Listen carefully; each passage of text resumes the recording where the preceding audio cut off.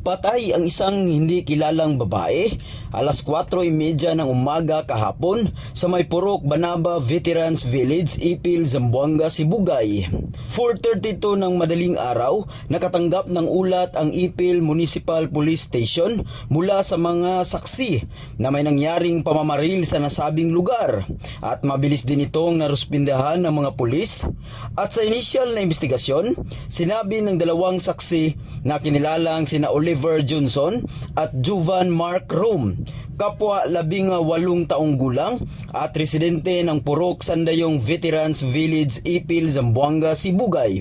Ayon sa kanila, nakita nilang tumatakbo ang biktima mula sa abandonadong container van at hinabol ng mga suspek na kinilalang sina Russell Igot Sampigan at Junri Sampigan, kapwa nasa hustong gulang at mga residente ng Purok Receiver Don Andres, Ipil, Zamboanga, Sibugay. Humigit kumulang 5 metro ang layo, bumunot ng arma si Russell kung saan bumaril patungo sa kinaroonan ng biktima.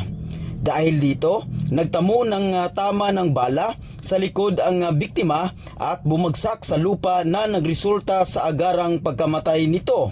At mabilis namang tumakbo ang dalawang suspek patungo sa direksyon ng Gumahan area sa Purok Sandayong, Ipil, Zamboanga, Sibugay.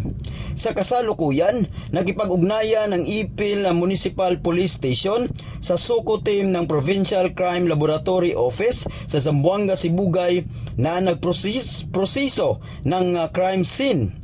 Sa parihong paraan, isinagawa ang hot pursuit operation ng tanggapang ito para sa posibleng pagkakaaresto sa mga tumatakas na sospek.